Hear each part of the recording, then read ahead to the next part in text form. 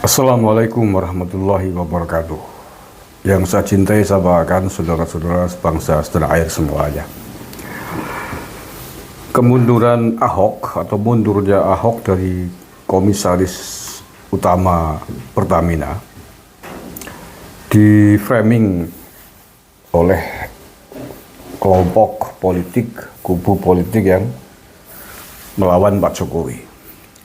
Kubu politik yang berseberangan dengan Pak Jokowi, yang selama ini selalu menjelek-jelekan Jokowi, seolah-olah bahwa mundurnya Ahok dari Pertamina adalah sebuah bentuk kekecewaan terhadap pemerintahnya Pak Jokowi, seolah-olah sebagai sebuah perlawanan terhadap Pak Jokowi. Ramai beredar itu. Padahal yang terjadi sebenarnya bukanlah seperti itu. Mundurnya Ahok dari Pertamina itu memang karena tuntutan undang-undang, tuntutan peraturan undang-undang negara bahwa semua karyawan BUMN termasuk komisarisnya itu kalau mau terjun di dunia politik praktis, mau ikut kampanye, mau ikut jadi tim suksesnya capres-cawapres, ya harus mundur. Itu memang ketentuannya seperti itu. Jadi bukan karena kebencian, permusuhan terhadap Pak Jokowi, bukan. Orang kok senengannya framing-framing yang kurang bahan, framing apa gimana ya? Ya begitu tuntutannya, sebagaimana juga staf di sekretariat presiden itu ada yang mundur karena ikut bergabung, baik di tim 03 maupun tim 02 ya. Ya karena memang aturannya begitu. Itu jabatan yang tidak boleh dirangkap dengan jabatan politik. Itu bukan jabatan politik. Tidak boleh berpihak. Jadi kalau mau berpihak ya harus mundur. Bukan nonaktif, bukan cuti, mundur. Tentunya begitu.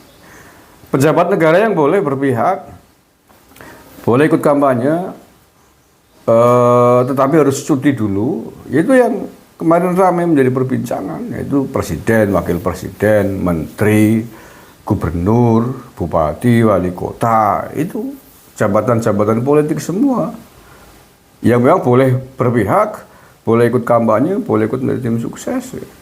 Tetapi ketentuannya diatur di Undang-Undang Pemilu, ya harus cuti, tidak menggunakan fasilitas negara gitu. Ya. Hawanya kok terus kampanye negatif terus. Lain dengan menterinya, kalau Pak Erick Thohir kan dia menteri, ya menteri itu tidak harus mundur, cukup cuti. Aturannya undang-undangnya kan begitu. Undang-undang dibikin kan ada karepe, ada maksudnya. Karena itu jabatan-jabatan terkait jabatan politik.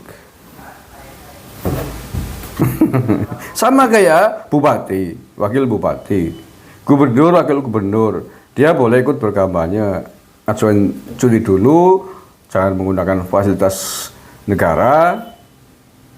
Tetapi bahwa sekdanya nggak boleh, karena sekda itu ASN, bagian dari pejabat negara yang tidak boleh ikut berpolitik praktis, yang harus netral. Kalau sekda kok ingin nyalon atau ingin jadi tim sukses, dia harus mundur. Mundur dari jabatan di sekda, mundur dari sekda nggak boleh. Mundur dari ASN. Gimana sih? Paham sih yang gitu-gitu? Framingnya, lo ini kepala aja boleh, masa bawahnya nggak boleh? Ya beda urusannya dong. Direktur Pertamina, BUMN itu nggak boleh total, mutlak. Kalau mau main-main politik ya harus mundur. Itu loh. Tapi menterinya boleh. Karena aturannya begitu, bukan persoalan adil dan tidak adil. Ya kalau mau itu tidak boleh, dirubah dulu undang-undangnya. Besok di DPR. Loh yang bikin aturan undang-undang sampean sendiri kok, gimana sih? Lah ya kok. Yang membuat undang-undang, pemenang pemilu 2019 apa? DPR. PDI kan pemenangnya kan? Yang bikin undang-undang teman-temannya sampean semua, politisi-politisi di kubu sampean semua itu. Begitu juga 2014 pemilu juga PDI kan. Kenapa diprotes? Memprotes aturan yang dibikin sendiri. Itu bukan Pak Jokowi yang bikin. Undang-undang yang bikin DPR, bukan Pak Jokowi. Dikira, oh ini sudah disiapkan undang-undangnya ini 2017, undang pemilu untuk kepentingan Pak Jokowi. Lu yang bikin undang-undang siapa? Kok Pak Jokowi disalahin? Pak Jokowi hanya melaksanakan undang-undang, termasuk kita semuanya. Ya, Mbak Uwis lah, nggak usah panik begitu. Berlomba saja, nih waktu masih sekitar 10 harian. Berlomba yang sehat, kampanyekan calon Anda dengan sebaik-baiknya, biar besok menang pada 14 Februari 2024. Tidak usah nambahin blunder, tidak usah nambahin persoalan, terus-terusan memupuk kebencian, framing kebencian kepada Pak Jokowi. Sudah dibilangin 1000 kali, beribu-ribu kali, itu tidak efektif. Hanya akan menurunkan kepercayaan publik, menambah ketidakpercayaan publik kepada partai Anda, kepada calon Anda. Sudah tak ingatkan sejak 4 bulan yang lalu nggak percaya, faktanya betul kan? Dari bulan ke bulan semakin ke sini surveinya semakin anjlok 03 itu. Dan itu bukan hanya 1-2 survei yang kemudian mengatakan anjlok begitu. Bahkan survei luar negeri terakhir Roy Morgan yang selama ini dibangga-banggakan oleh 03 juga membuktikan anjlok.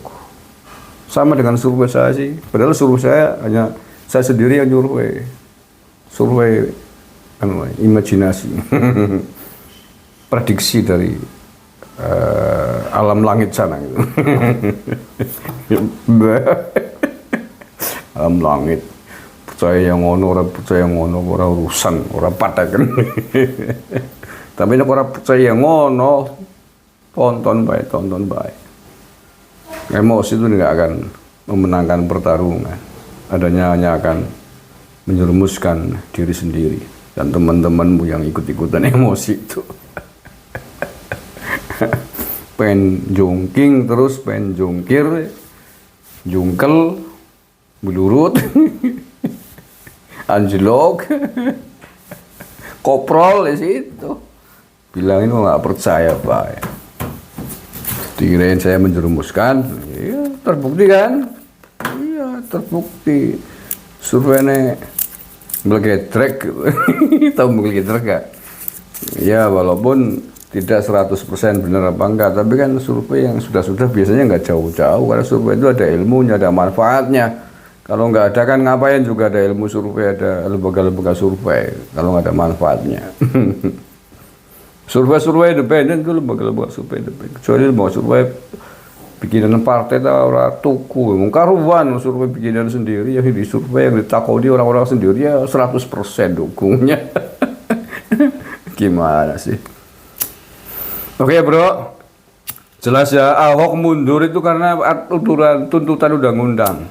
Sebagai komisaris utama BUMN Pertamina, kalau mau ikut dari Jurkam, ikut tim sukses, ya harus mundur. Itu aturannya begitu. Bukan karena perlawanan, permusuhan dengan Pak Jokowi, jangan framing, wah ini mau runtuh, ini ambruk nih pemerintahan Pak Jokowi, semuanya pada mundur.